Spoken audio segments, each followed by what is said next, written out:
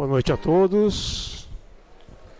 Sejam bem-vindos a esta casa de paz, de amor e de acolhimento. Vamos então relaxando, tranquilizando as nossas mentes, respirando bem fundo, soltando o ar bem devagar. E vamos nos ligando o plano espiritual. Vamos nos ligando, sentindo a presença, primeiramente, do nosso querido amigo, nosso anjo da guarda, este amigo eterno que Deus nos enviou para nos acompanhar por todas as nossas vidas, nos intuindo e nos protegendo.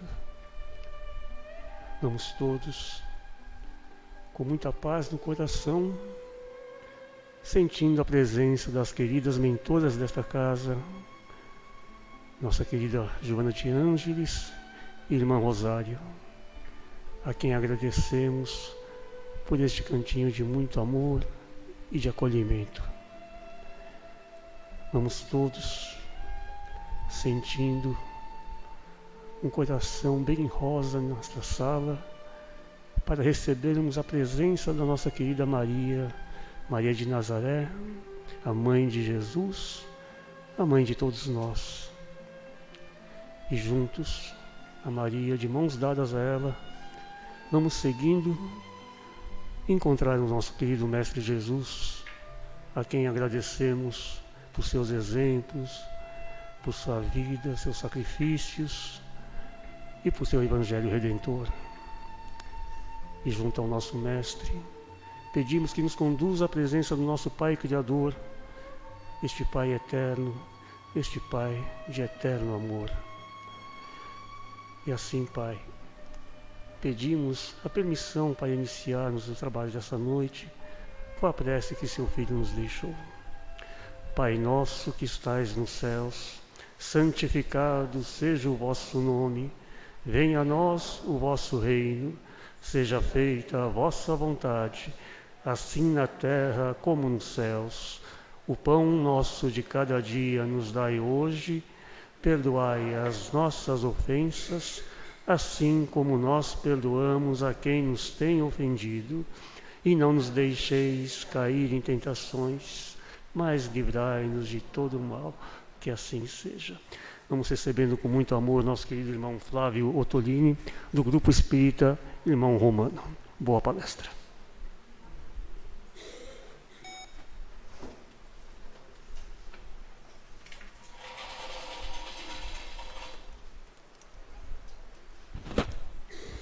Uma boa noite a todos, para todos os nossos irmãos presentes aqui no Grupo Assistencial Espírita Joana de Ângeles e para os nossos irmãos queridos que nos acompanham pela rede mundial de computadores, que também têm a oportunidade de maneira online ou nos vídeos que são gravados, também para poderem participar das nossas palestras, das atividades aqui da casa.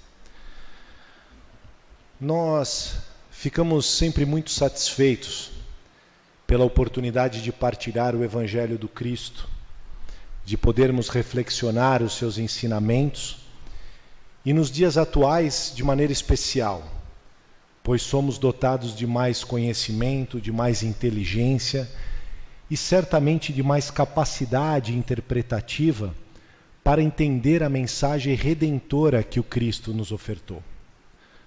Nós compreendemos que o tempo é o melhor amigo de todos nós, que a evolução do ser depende de maneira direta e exclusiva deste fator, e que há mais de 2000 anos atrás, com o advento da vinda do Cristo, nós não tínhamos a mesma condição ou a inteligência para poder interpretar uma mensagem tão especial, de vanguarda, diferente de tudo o que havia se ensinado e dito até aquele momento. Muitos profetas, muitos homens anunciaram a vinda de um Salvador, e todos esperavam de maneira especial este homem esse ser que se faria presente entre todos nós. O Verbo se fez carne, o Filho de Deus se apresenta ao povo e tem uma conduta muito parecida com os homens da época. O diferencial que ele era dotado de uma capacidade, de um poder, de interpretar o pensamento humano, de compreender as necessidades mais íntimas e de vir mostrar o poder de Deus através dos milagres que operou.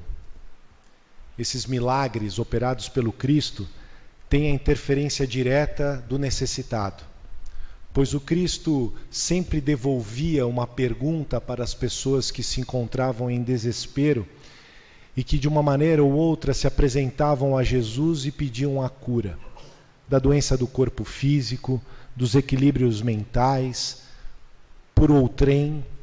E Jesus sempre perguntava: filho, o que queres que eu faça? Porque ele estimulava aquele necessitado a ter claro quais eram as suas necessidades. Para que ele precisava daquele milagre, daquela cura. E quando nós temos consciência das nossas necessidades, quando nós temos entendimento do que nossa vida representa, a administração dela fica mais simples. E aí nós temos que fazer muito bom uso de todos esses ensinamentos e podê-los colocar em prática.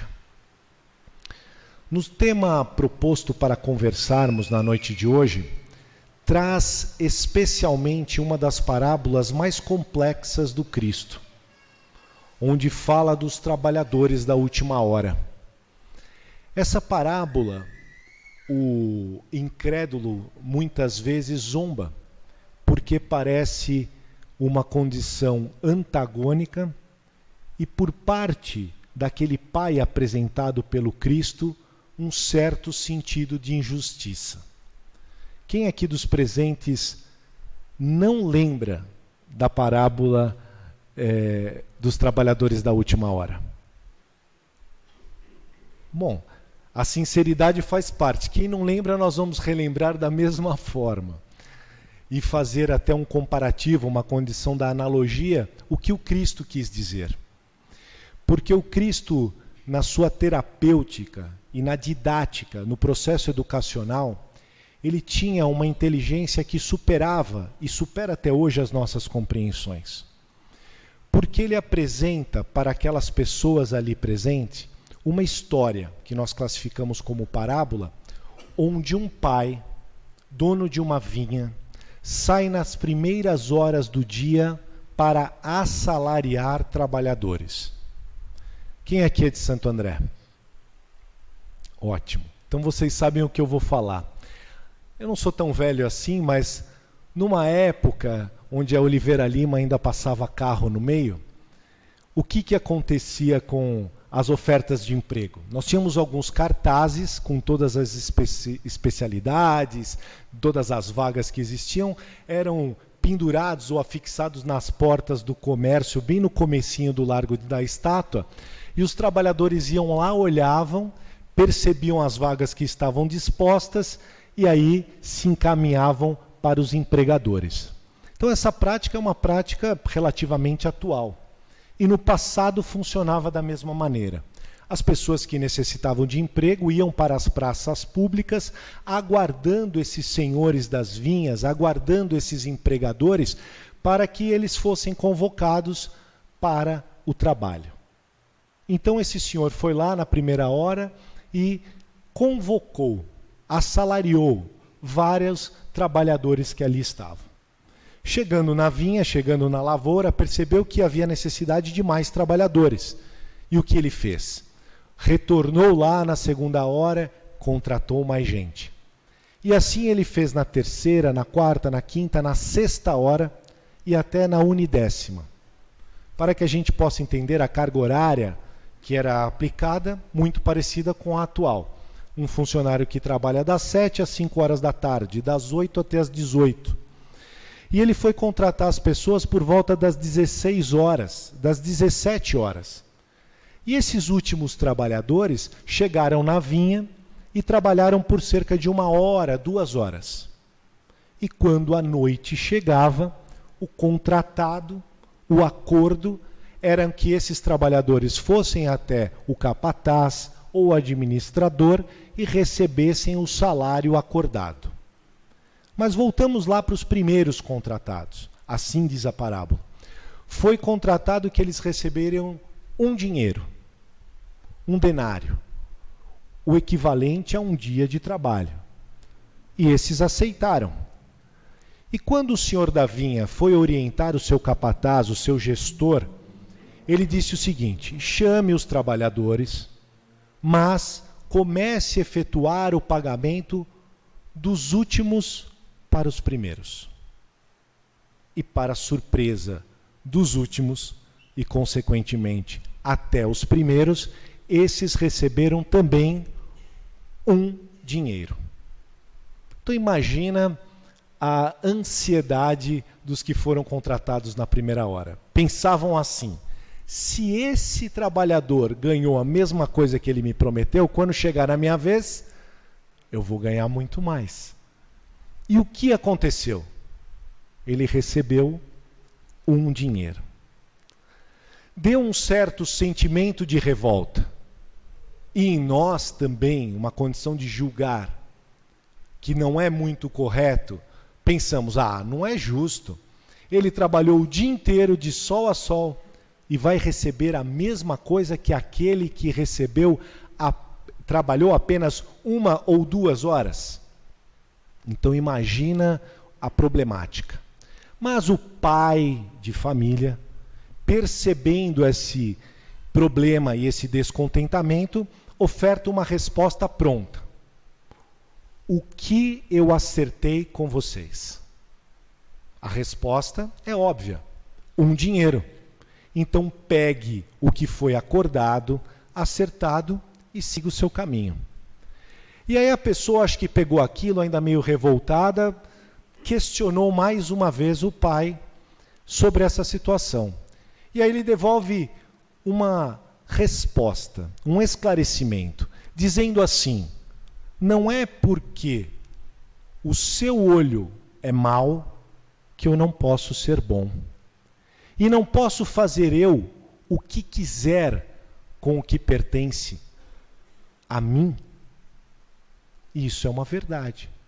A pessoa achou por bem assalariar aqueles que trabalharam apenas 1h30 ou 2 da melhor maneira que pôde. Aí nós pensamos assim: mas o que Jesus quis dizer com essa história toda?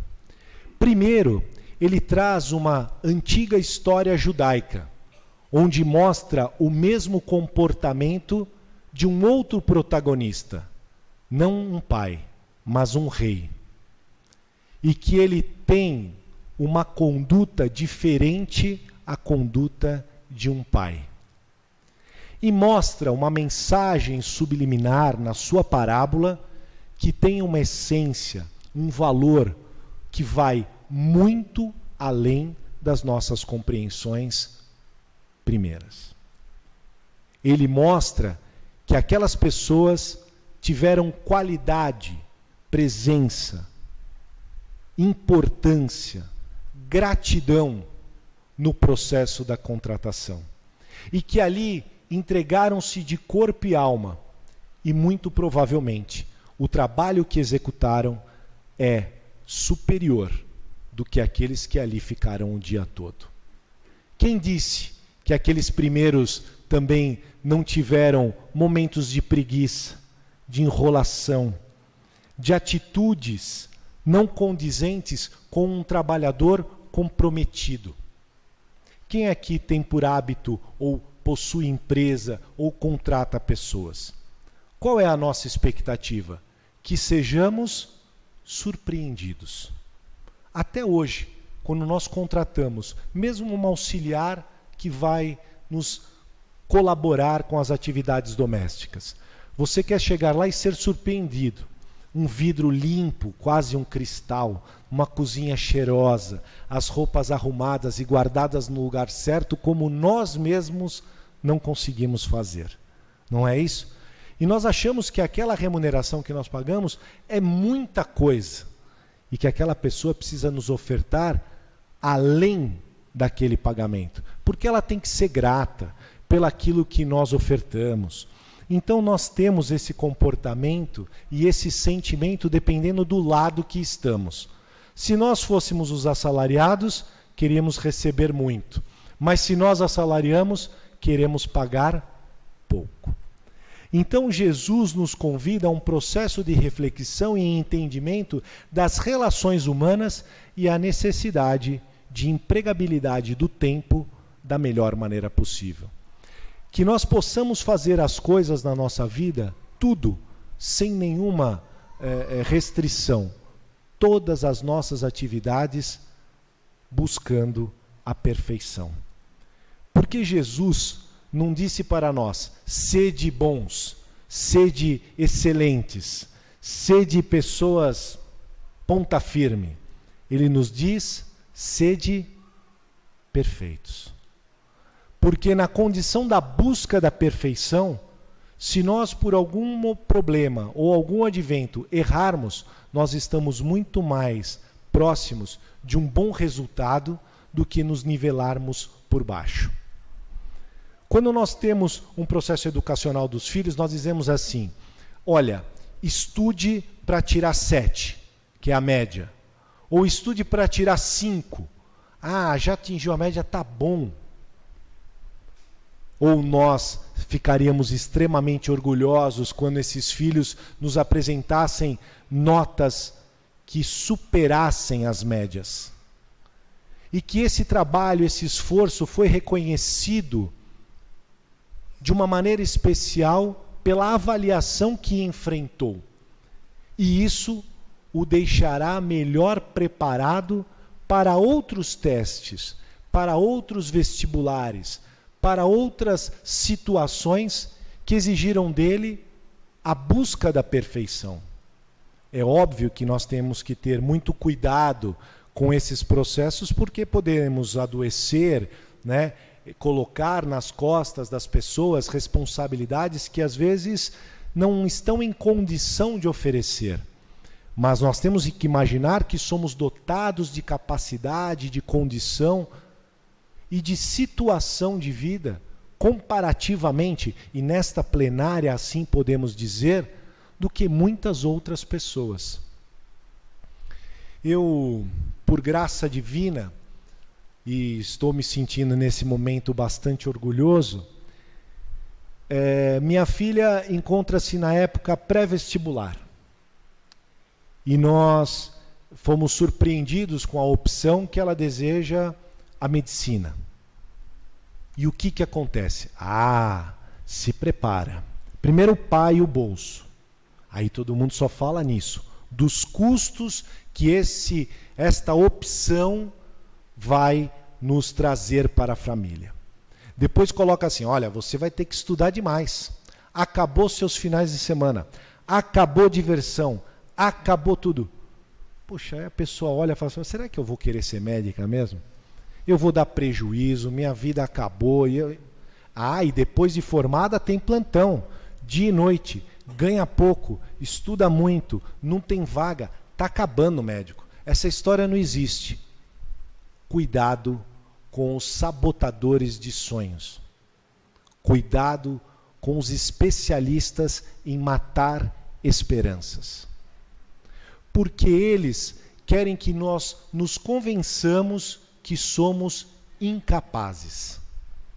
E esquecemos das orientações crísticas, especiais de Jesus, que somos deuses, podemos fazer o que ele fez e muito mais, porque foi nos dado faculdade de condição, de poder de realização, de missão de vida, sermos felizes, e que aqui não estamos somente para pagar. Olha o exemplo do trabalhador da última hora. Os últimos serão os primeiros.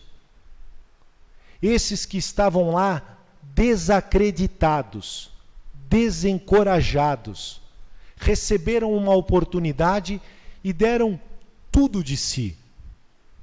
e assim foram reconhecidos.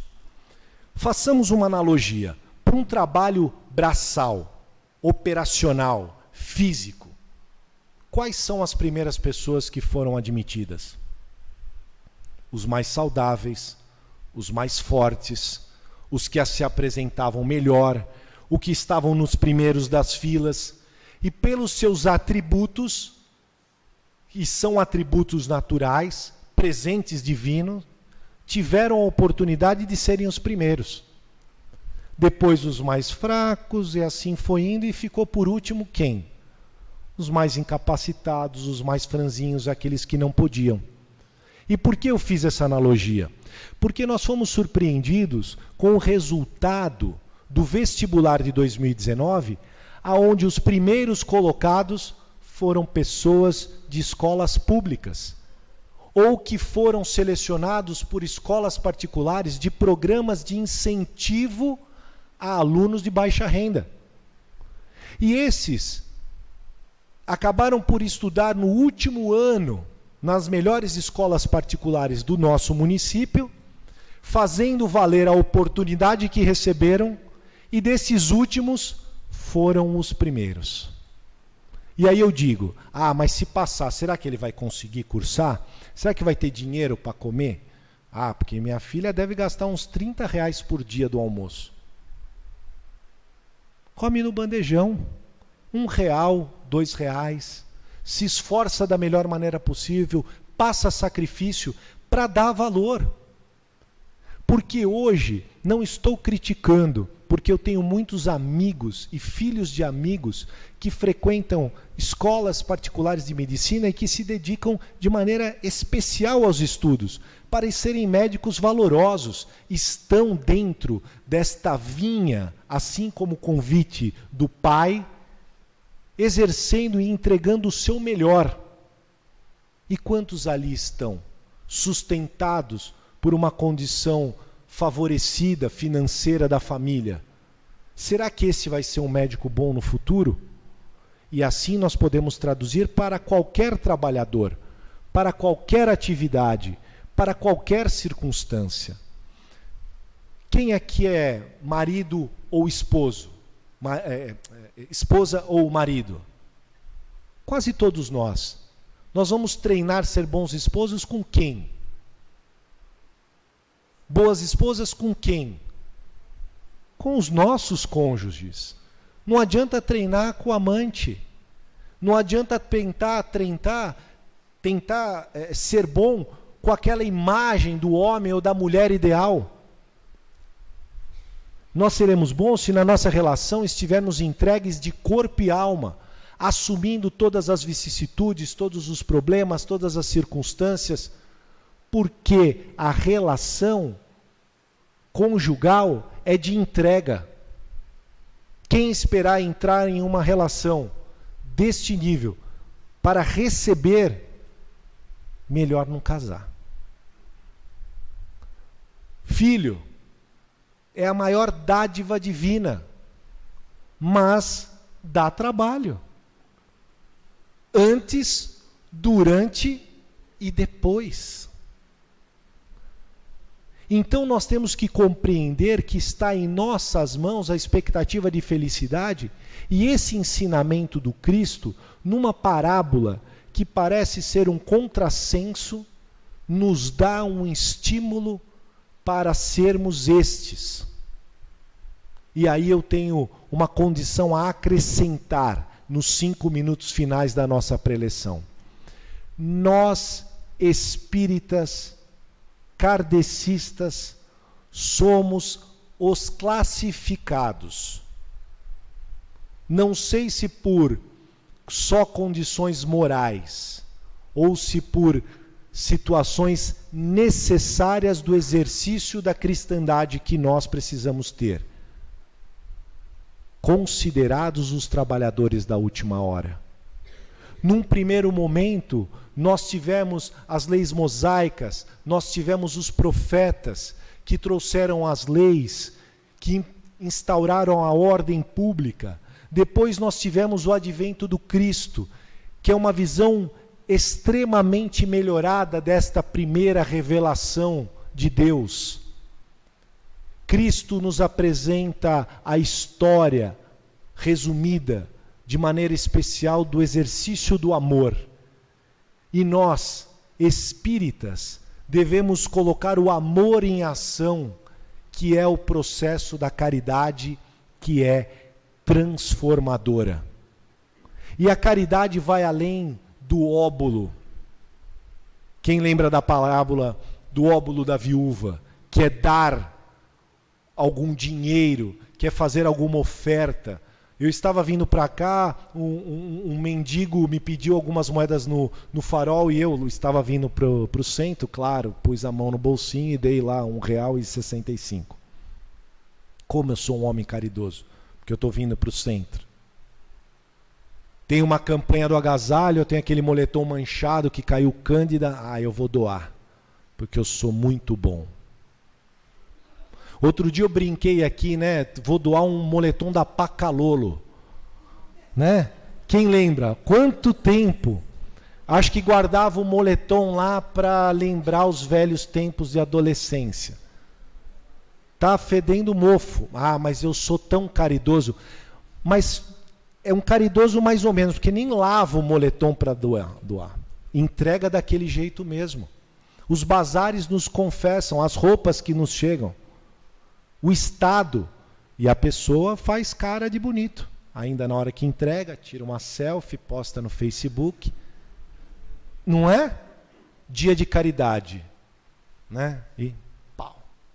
Bota no stories do Instagram. Nós temos que repensar isso. Caridade é aceitar aquele cunhado que não é muito bacana, aquele amigo que te ofende, aquela pessoa que parece que nasceu para te atrapalhar.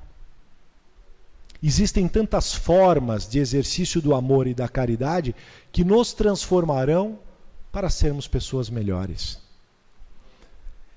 Eu digo tudo isso, mas o ouvido mais perto da minha boca é o meu mesmo. Que oportunidade bendita de ouvir tudo isso, se comprometer publicamente e depois ter que exercer esta caridade, de poder fazer valer por atos e exemplo do que somente por palavras. É o momento de nós começarmos a reflexionar o que nos trouxe nessa noite de hoje aqui. Somente a expectativa da cura, do passe que vai ser para nós especial, essa ação magnética que funciona como uma recarga, e é mesmo energética, que a gente sai daqui parece que pisando em nuvens. O tratamento que vai ser nos ofertado, ou nós estamos aqui para sermos pessoas melhores, para fazermos valer essa responsabilidade que nos foi confiada. O espírita é muito reconhecido no meio social pela caridade, pelo amor que exerce ao próximo. Mas muitas pessoas percebem pela nossa conduta e, de vez em quando, de maneira sutil, olham para nós e falam: você é espírita? Quem aqui já não pôde ouvir ou presenciar uma situação dessa? Porque nós temos que provar pelo exemplo.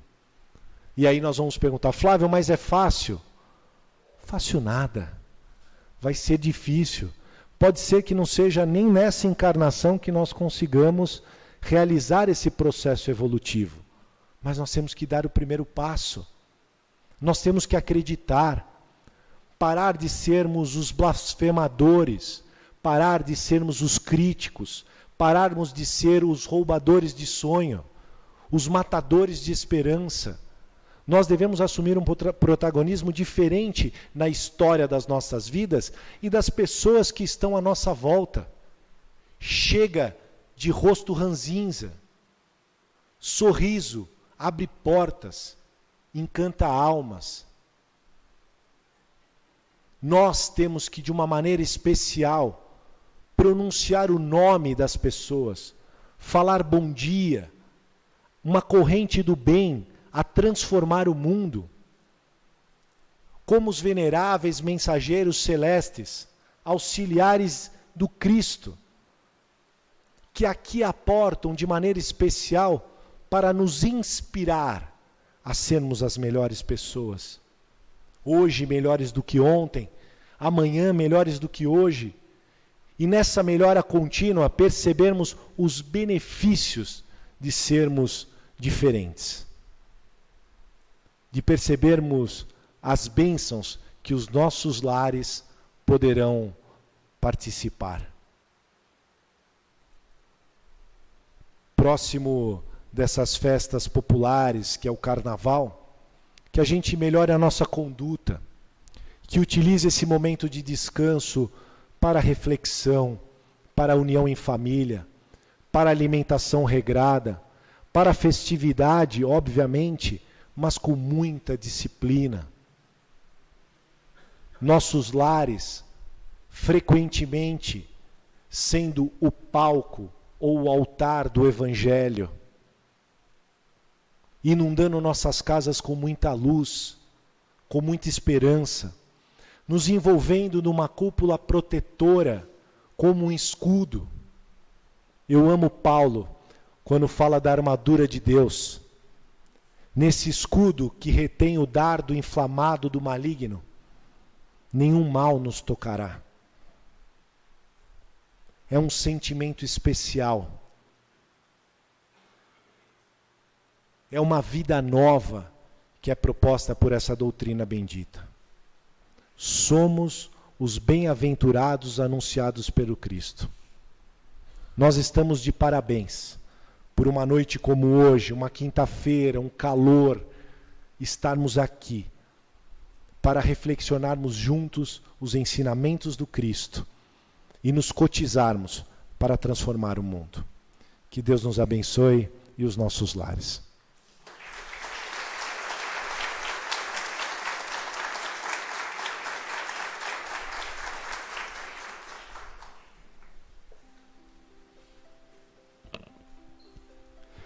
E assim, nesta vibração de amor que ora, preenche todo este recinto, toda a nossa casa, vamos, uma vez mais, entrelaçar nossos corações. Vamos todos, nessa vibração de amor, emitir, dividir esse amor do Cristo com todos os nossos irmãos, as nossas irmãs, principalmente aqueles mais necessitados, os enfermos, os idosos abandonados, as nossas criancinhas queridas nos orfanatos. Vamos todos levar esse amor do Cristo a cada coração sofredor e esperançoso de que possamos estender nossas mãos e dar a elas não só o amor, mas o apoio todo necessário possível. Vamos também, com muito amor, vibrar pelos nossos governantes, não só do nosso querido Brasil, mas de todo o mundo, para que todos governem em favor da coletividade, em favor do meio ambiente, dos animais, enfim, em favor da humanidade. Que levemos o amor do nosso querido Mestre Jesus a cada canto onde passarmos. Que sintamos esse amor do Cristo em nossos corações e dividir com cada irmão que cruzar o nosso caminho. E assim, Pai, agradecemos do fundo de nossos corações mais essa oportunidade, uma noite de aprendizado, mais uma noite de escutar a palavra do Cristo, mais uma noite de muitas bênçãos. E pedimos também com muita humildade que nos conduza com segurança aos nossos lares e que nos leve sempre ao encontro do nosso Mestre Jesus, ao encontro do nosso amor. Que assim seja, graças a Deus.